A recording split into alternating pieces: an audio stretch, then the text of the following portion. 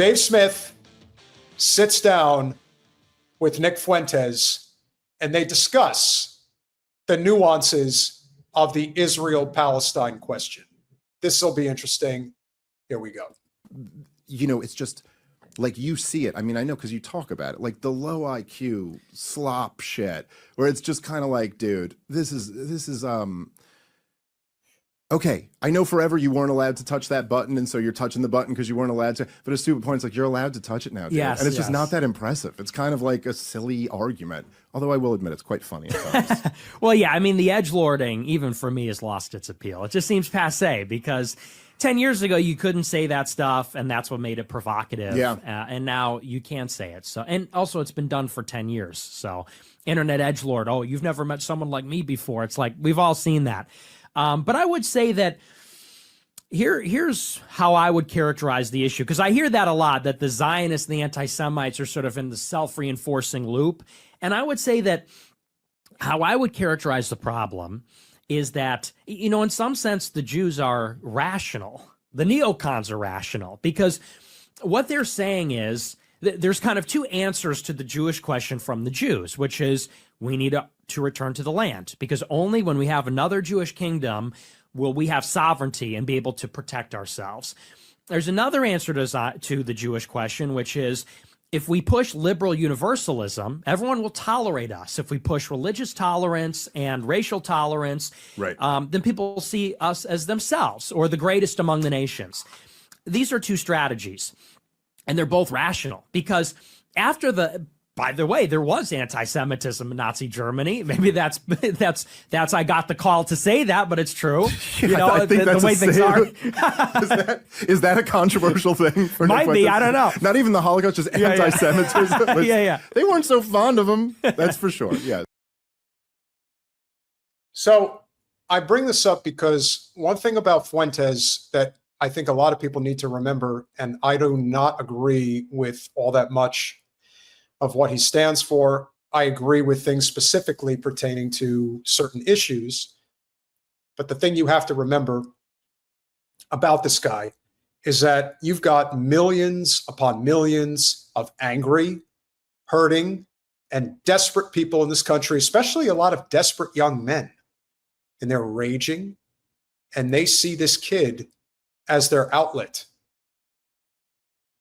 He's saying the things that add fuel to the fire.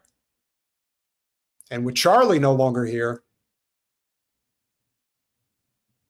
well, he's going to get a lot of that support. And this is what happens, as I mentioned during our main stream on Thursday.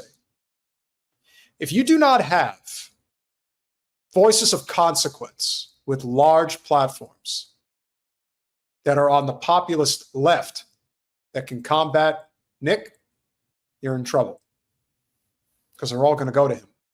And now that what a lot of people deemed as a relevant voice regarding Hassan Piker and his supposed abuse of his own dog, true or not true, that's going to hurt him in a big way. And if he did, then he deserves all the hell he's going to get from it. Fuentes could easily be intelligence. He certainly changed his tune when it came to whether or not Israel had something to do with Charlie. But I like Dave Smith a lot. And I can understand why he's talking with Fuentes. Now, you're not going to change him. But you know what you got to do? You've got to get people that listen to Fuentes to see another angle. If you're right on a specific topic, but your nuance in how you got to that place is not correct, then one has to ask themselves, can there be more than one way to do it? That's our job. At least that's my job. I know Jen doesn't want any part of it when it comes to Fuentes, but I'm willing to take it on.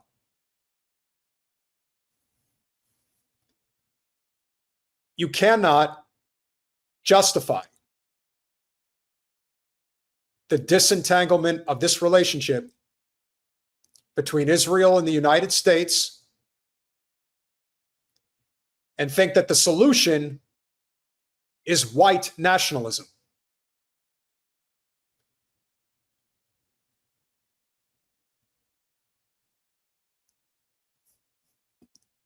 Okay, I saw something that did not look right regarding Hassan. It did look like that he zapped that dog. Now, everyone can have an opinion about it, but I know what a shock collar feels like. I had a dog that required one, and once I understood the level of pain that that throws, I wasn't for it. Again, I'm not here to argue about Piker. He's done a great job pushing the narrative that needs to be pushed regarding Israel-Palestine. But there was something about that that didn't sit well with me. And like I said,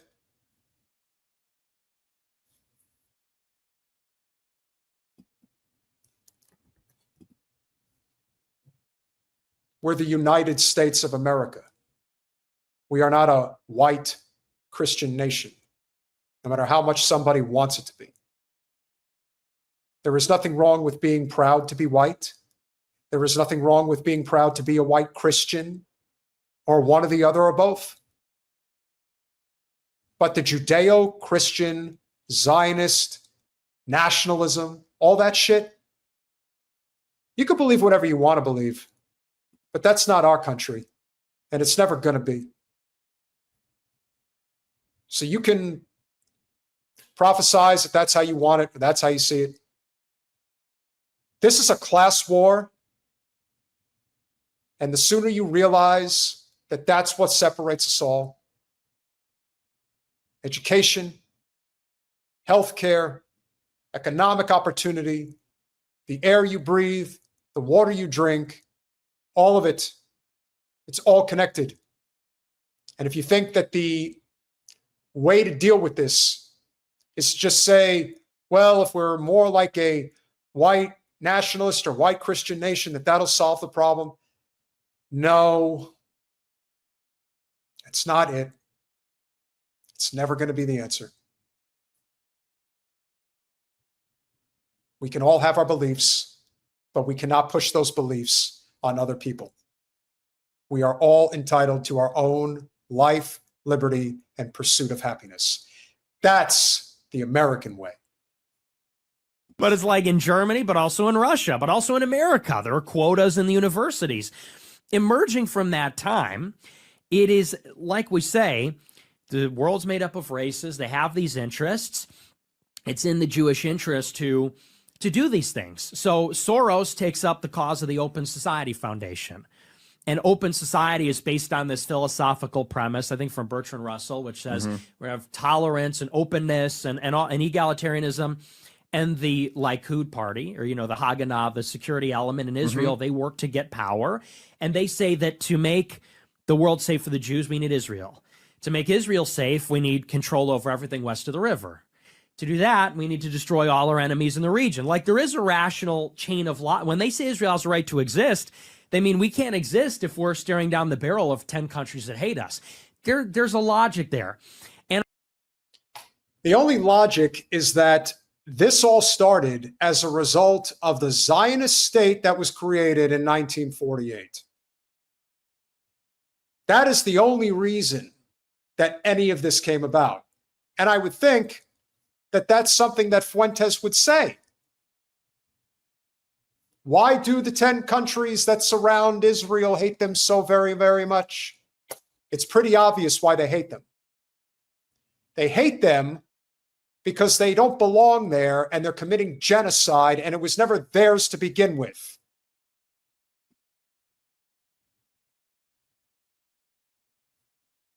Fuentes has changed his rhetoric since Charlie Kirk's assassination.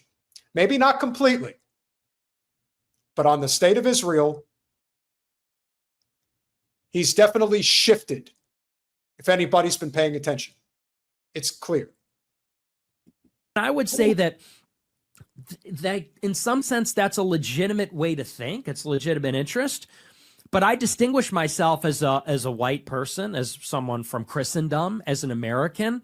And I'm looking to disentangle the Jewish interest from the American interest and say that, when you say it's bad to say Hitler had aura, I disagree in a sense. I'm not saying necessarily it's bad to say that. I'm saying that you understand that like that is going to be something that might make a lot of people go, oh yeah, I don't want to deal with that guy. But here's where I would push back in a sense is, as a white person, like, why is it that the Holocaust is so toxic? It's because, Jews sort of made it that way.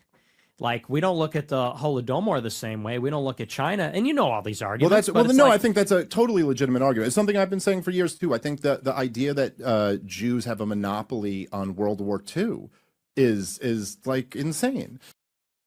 Now, Dave is right about that, and it's actually, and I should have paused it a little bit earlier, but I didn't want to let it drag out for too long. I want to be very crystal clear about this.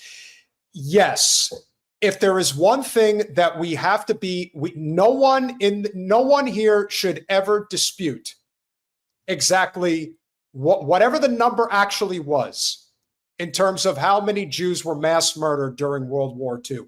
It pales in comparison to how many Russians were mass murdered in World War II.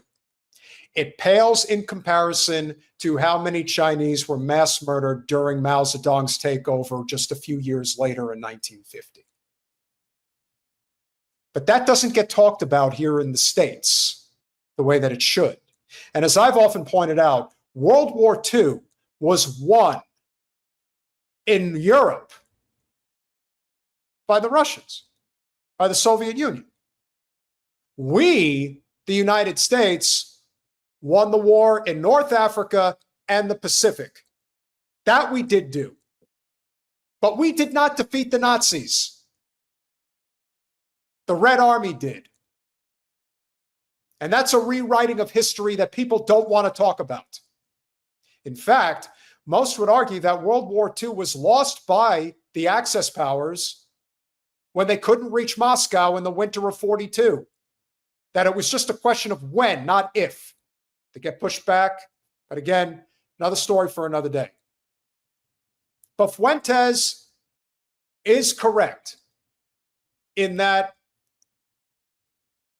the monopolization of the talking points regarding the Holocaust and World War II, not that what happened to the Jews wasn't bad. Of course it was. It was a fucking genocide. However, they're not the only people that were mass murdered during that war, and they want everyone to believe that it's all them. I don't know what the exact number was in terms of how many Polish people were mass murdered, but there's another example of just how bad this has gotten when it comes to the rhetoric.